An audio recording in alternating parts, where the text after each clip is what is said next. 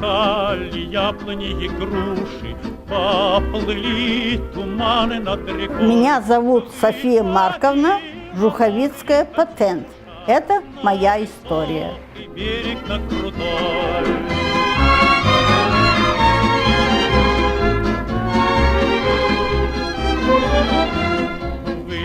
Выходила, песню заводила про степного сизого орла, про того, которого любила, про того, чьи письма берегла.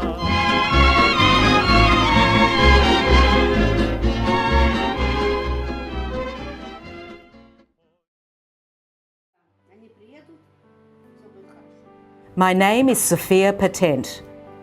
Today is my 92nd birthday.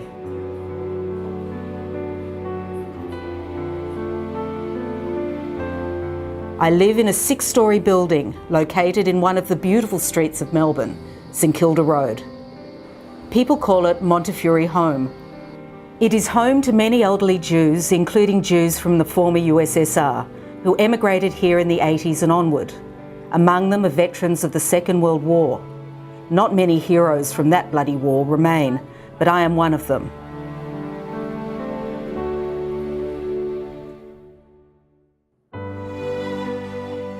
She hosted me in her small room at Montefiore, the tiny area lit by the sun. There was a bed, a table, and a photograph on the wall above it. A young, pretty girl in military uniform looked smilingly at me. I turned my eyes towards Sophia.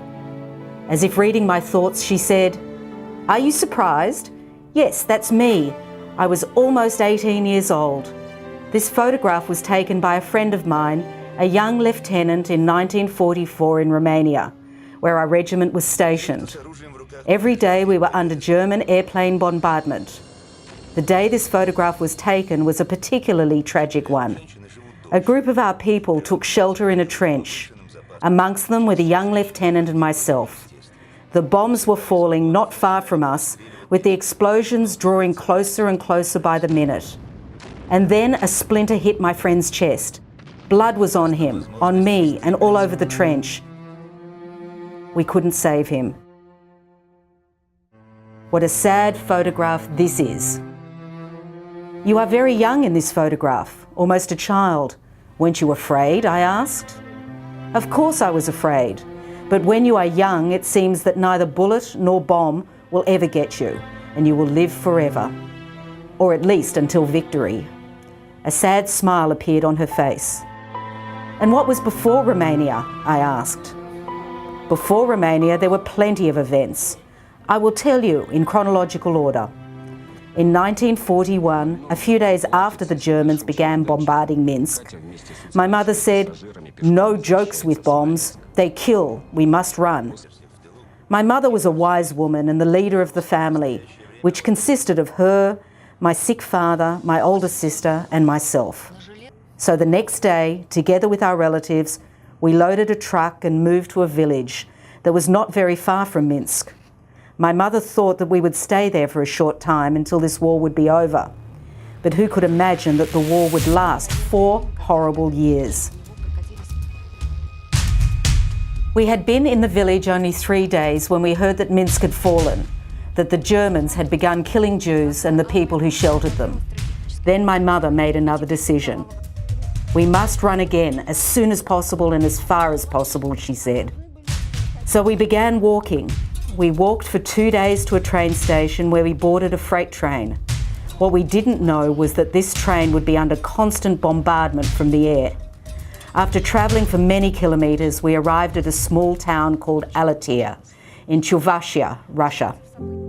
There followed a long pause in Sophia's speech. She sat still, silently resting for several minutes.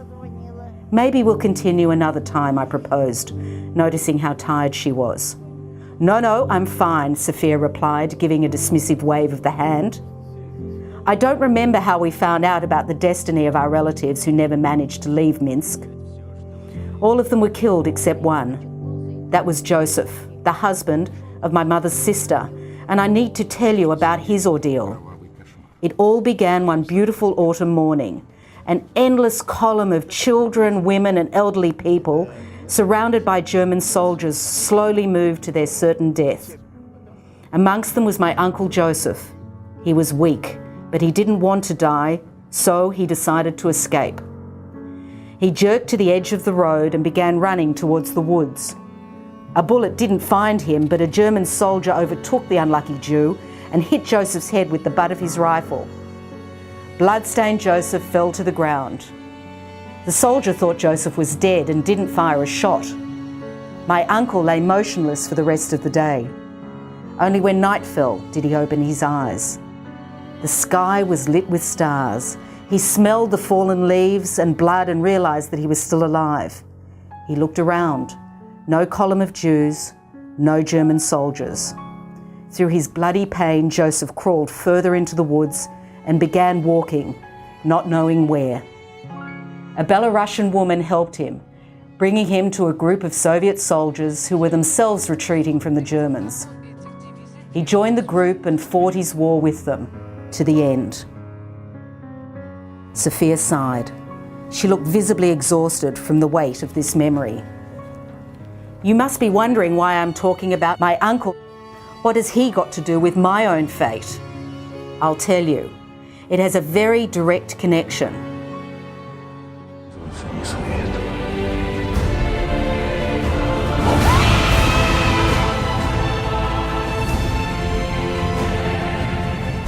When I heard about what happened in Minsk with my relatives, I decided I must fight the Germans. At the beginning of 1943, when I wasn't even 17, I came to the military recruitment office and introduced myself as an 18-year-old girl wanting to fight Germans. They believed me and sent me to a sniper school near Moscow. Unfortunately, after a month, the doctors found that my vision wasn't good enough to be a sniper. After that, I was assigned to the newly formed 19th Railway Regiment. Training began in the Komi Autonomous Republic at a station called Igma. I was located there until May 1943. Then I was relocated to the 2nd Ukrainian Front near the border with Romania in a small city called Adinkarga. At times, the Germans were positioned no more than 20 kilometres from us.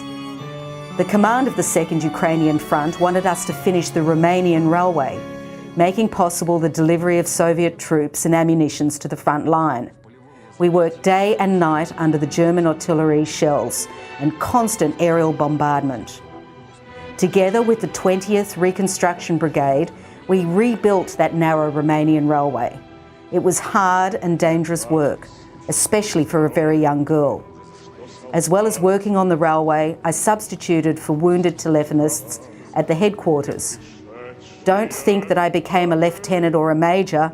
I was just a private of the Soviet Army, but I have always been proud of that.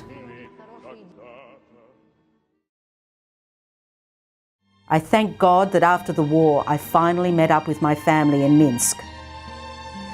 It seemed that Sophia had come to the end of her story. I thanked her many times, and when I was near the front door, she asked me to open her wardrobe. A black jacket with many gold and coloured enamel medals hung among some ordinary coats. "You are a heroine," I said. "Oh no, I am only a private of the Soviet Army. My deepest wish is to be the last member of my family to wear a military uniform. Not my grandchildren, nor great-grandchildren. Not a single young man or woman in the whole world." Sophia replied gently and smiled. And I thought in that moment, what a miracle a smile is to a woman. In an instant, she transformed into that young girl in the uniform, the very same one who had looked at me from the photograph on the wall.